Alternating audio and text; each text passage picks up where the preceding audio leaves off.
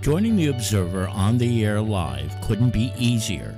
First, visit bit.ly/obguest. Once you click on that, you'll wind up on this screen. Then, you'll have to choose the webcam that you want to use. You can see there's a list of them here. And once you choose the right webcam, you'll then have to choose the microphone that you want to use. It's all very simple. Then type in your name where it says your name here. And once you have finished typing your name, click the join button. Then you'll be in the queue to be on the air. It's that easy. Hi again, everybody. It's Kevin Knessa coming to you from the newsroom of The Observer and TheObserver.com on this, the 21st day of June in the year 2024. And with me today is our co-owner and our leader, Lisa Fiorenzo. Lisa, good afternoon. Good afternoon, everybody. We are here for two purposes today. First is what's been going on in the Manor Section. If you haven't read it or heard it yet from us, the last couple of weeks there have been a series of attempted break-ins in the Manor Section. Fortunately, in all the cases so far, nobody actually got into the homes. And the most recent one happened about a day ago, where a group of 4 people were trying to break into a house, and one of them had a crowbar. And it's been happening a lot more lately in the Manor Section. And we've spoken to the police chief, Scott McPhee, a few times about this. And it often comes down to one thing when it comes to this, and that people need to protect their homes, and they're not doing it, apparently, and locking their doors. So you live in the Manor Section. What are you thinking about right now as a resident of the Manor Section that this is happening? As soon as I received you and I spoke about it, I went right outside and I went to my neighbors and I spoke to them. Whoever was closest across the street, I feel that we have to communicate with our neighbors. And, if you hear something, pick up the phone and call. Or if I'm home and I see something, I'm picking the phone up. And, also to find out if your neighbor's away, try to have some eyes on there. We have to help one another. We can't go home and just get caught up in our own stuff and be in the house. We got to worry about one another. Yeah, I think what's happening is that so much of this is going on, and people are either, for whatever reason, afraid to call 911 or the Kearny Police Department or whatever police department in any town, and they're not communicating with each other, because if they were, they would be on hypervigilant alert almost, right? So is that what you're sensing? Like, when you talk to these people, did they say they were aware of what was going on, or is this all like coming to them as a shock, even though we've reported it? 2 people I spoke to, they were unaware of it. One of the people, yes, they did see it through our paper and reading about it. But, when people start pointing fingers and saying it's just happening in Kearny, I mean, that's not fair to say. This is something that's nationwide. There's different things going on in different communities. And, let's rise above what's going on in other areas and let's help one another. And the knowledge that we tried to give to the people, let's share it, One of the things, too, that I guess we're also seeing is that these homes seem to be targeted. They either know that people are home and they're still doing it, and they're just not afraid. And we have also seen, and this has got to be bothersome to you, I know it is, but for the people who are not aware, that a lot of times when these homes are being attempted burglaries, it's young people. And we've talked about it many times. I mean, where's the problem in that? It's because they know they're going to get away with it. I mean, look what's taken place. Look what happened just recently. They're going in, they're coming out. Judges are overruling and making decisions and letting, juveniles come out. It's the system is not working very well. No, the juveniles, in other cases, aren't even going to the detention facilities. They're using that roadside justice, which is just obscene, where they don't even have to face any kind of penalty or any kind of consequence. So, what does that say about the Attorney General and what's going on? That the Attorney General is basically saying, you commit a crime, don't worry about it. You'll be okay. You can go home tonight. Well, if people read the column this week, they could see that the very canned response that we had back, which the response we did receive, we knew we were going to get that. But instead of saying, maybe we should, we're looking into this situation because it's on the rise. I mean, let's face it, it's constantly. I mean, the blotter, it's mind-boggling what we get every week. I mean, when you think you've seen everything or seen everything that you've read, and it changes, and it's terrible. What steps are you taking to protect yourself more? And talk a little bit about those little gadgets that you sent to me this morning, so that the people know that they exist, number one, and what the purpose is of them. Well, the first thing that I did I'll get into something else in a minute, but I had, with the cars getting broken into, that they can start their cars. So I did get the, I think it's called the Land Par Faraday. It's a little key. Kevin will show it. He has it right there. You put your key fob inside that and shut it. You cannot start your vehicle when it's on your person yourself. So that protects somebody going by, because they do have equipment that they can start your vehicle. The car will not start. That's one way. But what the officers are saying, that they're coming in, they're trying to get your key fob. Now, what I'm for protection for the house, I just ordered, they have door windows alarm. It comes in a 10-pack. It's $39.99. You put them on the window, so if it's jammed and you're in a deep sleep, you're going to hear this sound go off. Call the police. There's a door stopper that you can put underneath, that when the door is pushed, it's going to also put out a sound. I mean, some of the older homes, there's air conditioners, so it's loud. It kind of muffles the sound, so you might not hear it. I have supersonic hearing, which Kevin knows, so I do hear everything. Now, somebody sent us an email in regards that we do not talk about guns. I don't personally feel that it's up to myself to tell somebody. I think that's a personal choice. Do I believe in it? Yes. So, yes, I said it. I do. But if you're going to own a gun, you should take safety courses, take it serious, do the procedure, the class, lock it up if you have children, but make sure it's not a toy. If you're going to get it, learn how to get it, how to use it. Yeah. Take courses and understand what that. It's not a game. You take that out, you better know what you're doing with it. That's what you've done, right? You have your own gun. Yes, I have. Yes, I have. Okay.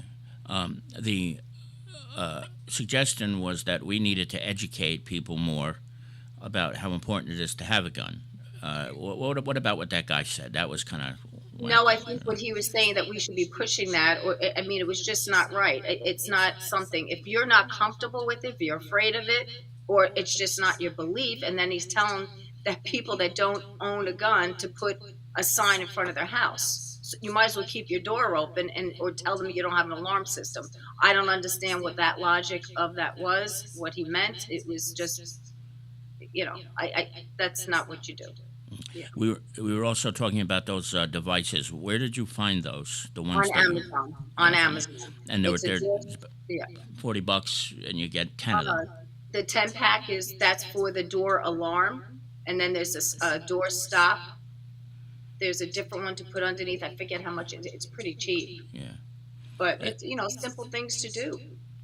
I watched the video, and you can confirm this for me, but it gets pretty loud too, right? Yeah. I mean, those things are going to startle if you're sleeping. It's a siren sound. It's very high pitched. So, I mean, if you hear that, hopefully your neighbor's going to be able to hear something like that as well.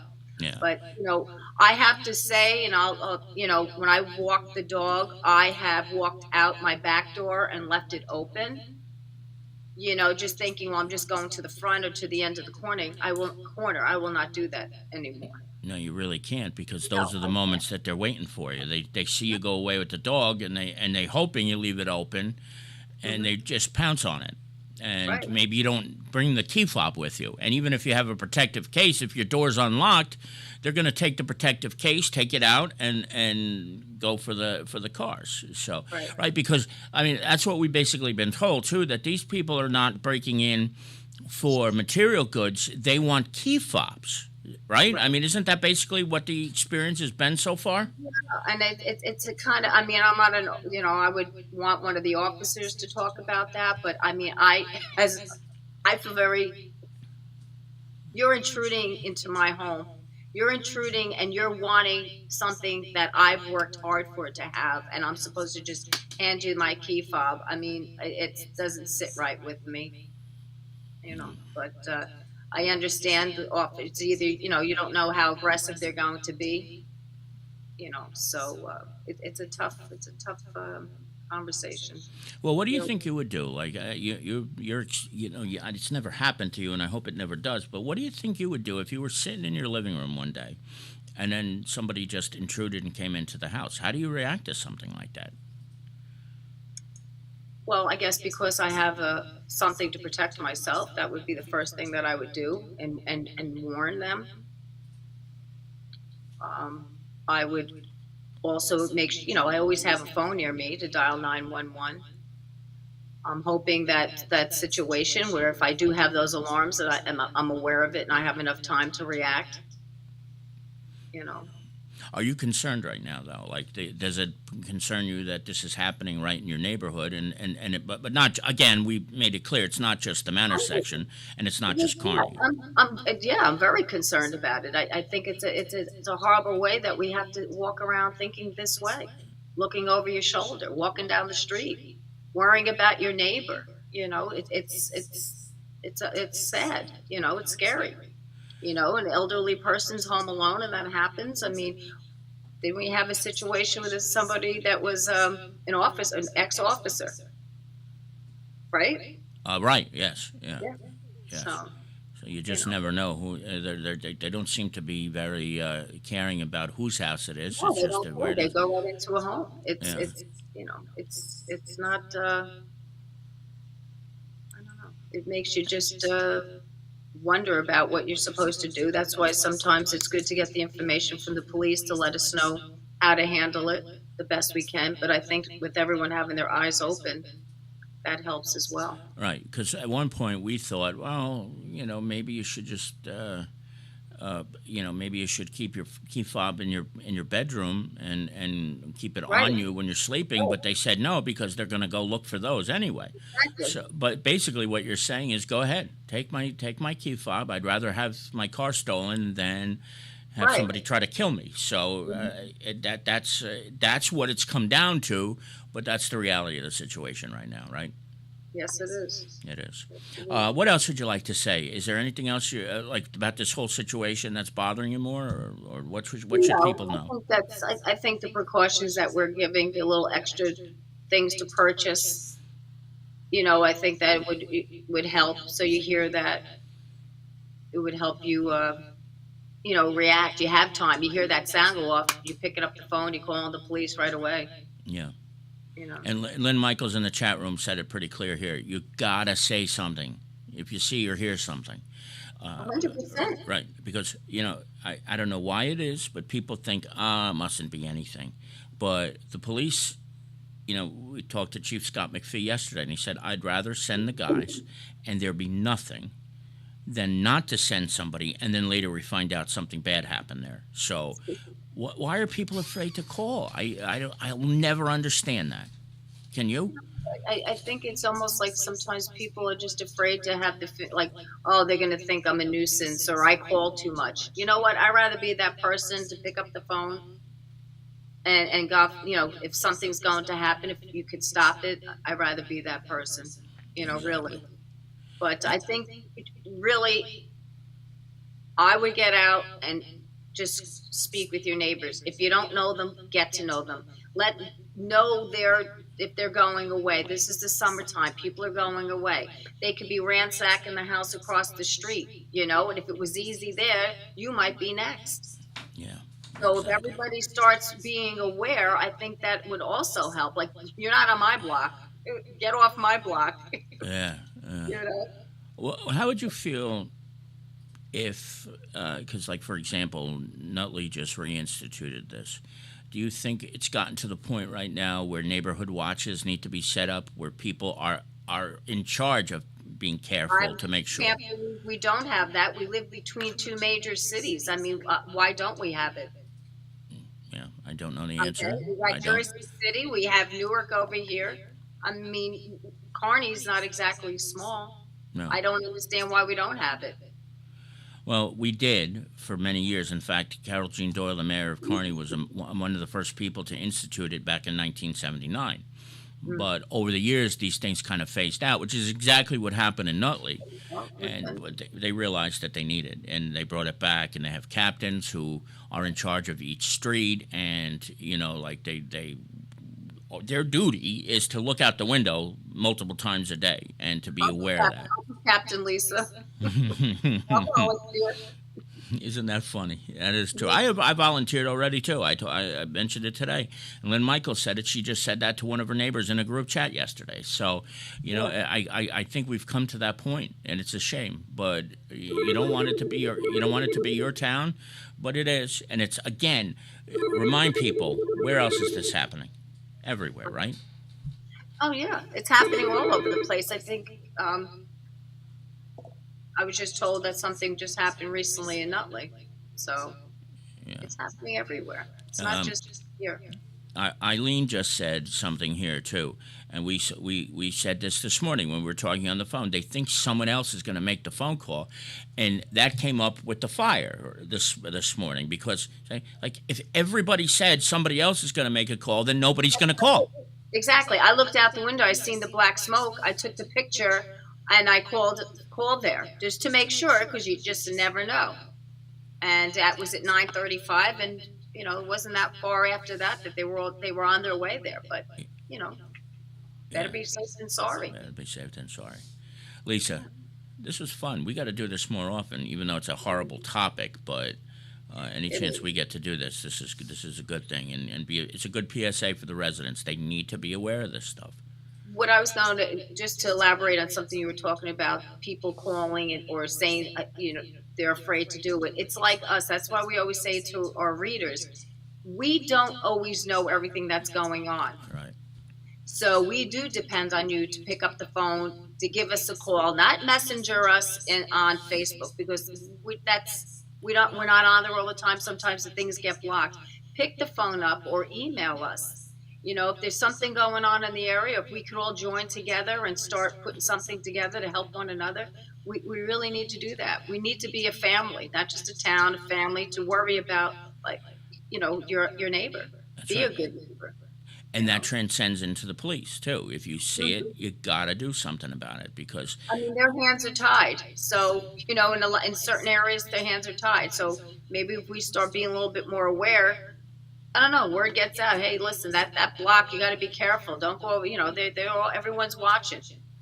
absolutely, because the presumption is that the cops will find it anyway. Well, no, there's only a certain amount of guys and gals that are out on the road every night, and they cannot be everywhere. This is a big town. It's nine and a third square miles.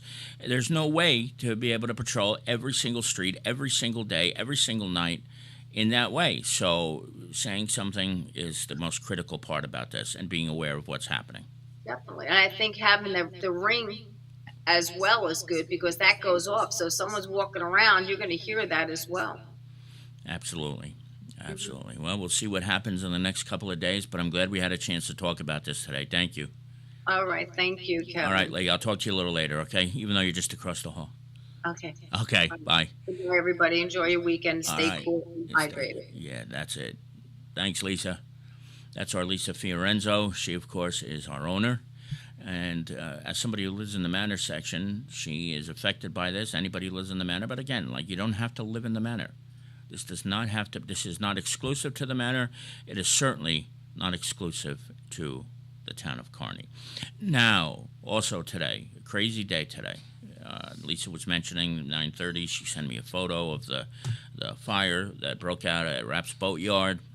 And my old pal, John Manley, retired Kearny Police Department sergeant, happened to be in that neck of the woods. It was down at the intersection where North Midland Avenue meets Passaic Avenue. You know, that weird bendy place there. This video is one that John Manley took this morning at 9:43. Here it is.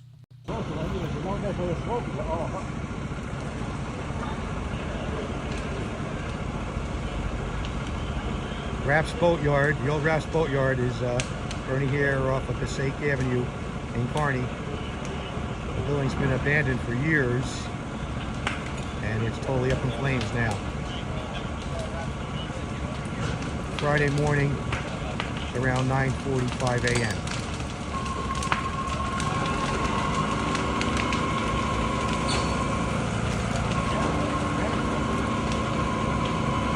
No, it's going pretty good. You can hear crackling in the background, and that particular the boathouse was scheduled for demolishing. There's not a scheduled date yet, though, because as of now, there's gas still live in that property. They had to shut it off today. And it's going to be part of the Great Walkway project that's coming into Kearny. But now it's going to be demolished. I believe they were supposed to start at 2 o'clock today. And here's something for everybody to keep in mind, if you don't already know it, that Passaic Avenue is closed right now and will be for the foreseeable part of today. I don't know exactly when they'll reopen it. On Passaic, it's closed from the Belleville Turnpike all the way to South Midland Avenue. So that's a significant stretch. And if you've been outside, it is very, very heavy, the traffic on Kearny Avenue. I'd imagine it's probably that same way on Schuyler Avenue, too, that people are probably trying to go that way to avoid the traffic on Kearny Avenue. So all those residual delays are going to be going on for a while. And the worst part of all this, of course, is that today is graduation day at Kearny High School. And it's also project graduation, so there's a lot of things that are going on that are going to affect this day. And when I tell you, these guys worked their asses off today, they really did.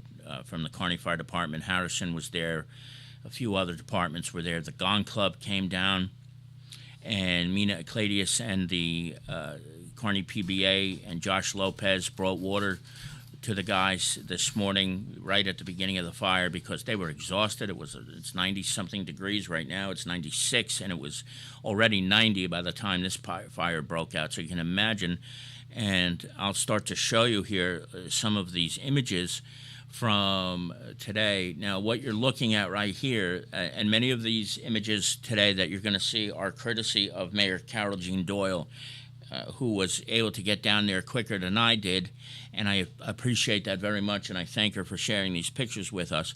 What you see right there is basically the top of the boathouse, which is completely charred right here, and it really did a number on this. But these guys who were there were really up against just horrific conditions. 90 degrees, an intense fire, and you can see, and these photos here, which were taken in the early part of the 10 o'clock hour, were, you know, there's still some smoke, but these guys were just under the most incredible conditions. I don't know how they do it. When you think about it, they're wearing, 40, 50 pounds of equipment, number one. It's insulated, number two. It's 90 degrees out, and all of this. So they all were terrific, and were able to knock this fire down. Mina told me it was knocked down very quickly this morning, so they did a fantastic job getting this fire under control in a short amount of time. That's the chief and the two chiefs there, and I wish I knew who the deputy chief was right there, but I can't tell right now because of the sunglasses. But he was the incident commander and was the first on scene. There they are again, as you can see.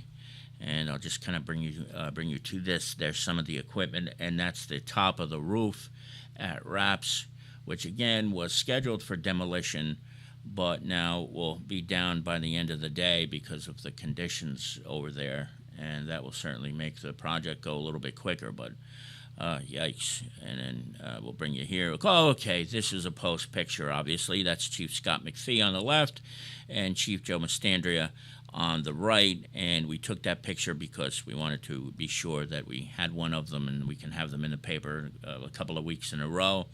Here they are doing what's called rehabbing. They're relaxing a little bit here. Each of those firefighters were seen by an EMT. Their blood pressure was taken. Their pulse ox level was taken. And I was standing there at one point when Juan Barroso, who you can see in the picture, he's in the center, sort of, had his blood pressure taken. It wasn't super high, but I imagine when you have adrenaline pumping and you're working on a fire like that, it's got to do something like that.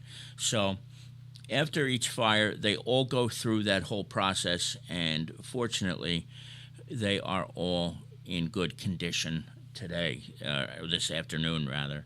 And there you can see the ladder towers dousing the top of the building right there with water, and there's the ladder, or is it ladder tower? Yes, ladder tower over the boatyard and boathouse right there. This is the Jersey City Office of Emergency Management and Homeland Security bus that they send out.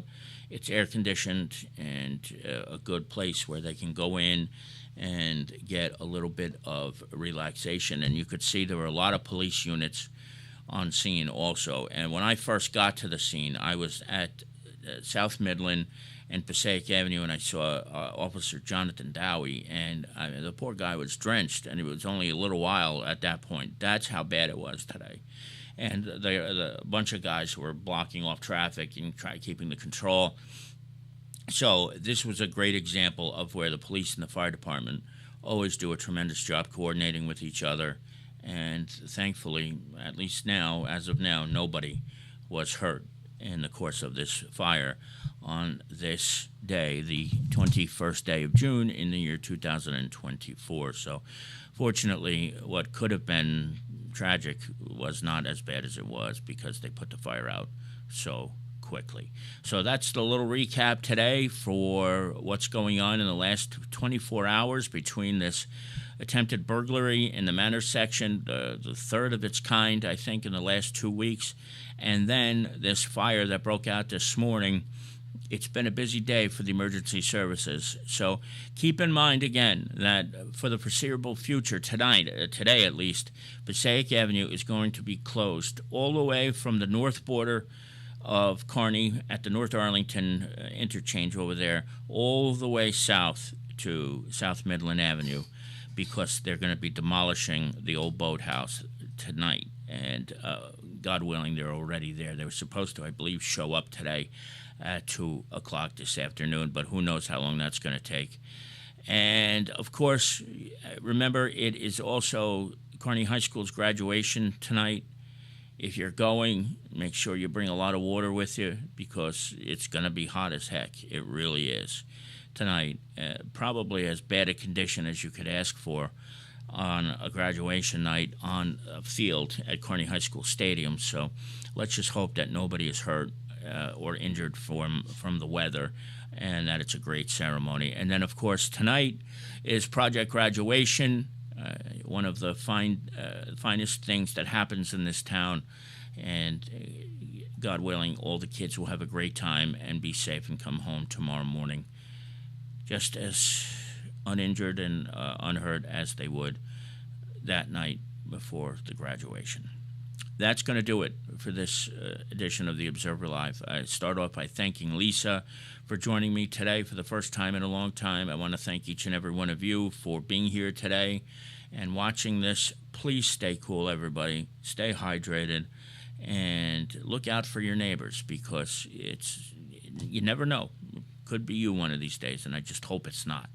But you just don't want to take that chance. And if you suspect something, even if it may be minor, even if you think you may be wrong, be safe. Don't be sorry. Call 911 or the Kearny Police Department at 201-998-1313. 201-998-1313. Let them know. They will go. They will check it out. You will remain safe that way. From the newsroom of The Observer and TheObserver.com, this is Kevin Canessa signing off for now, and we hope to see you back here again very, very soon. Have a great weekend, everybody. We'll talk to you next week. Bye-bye.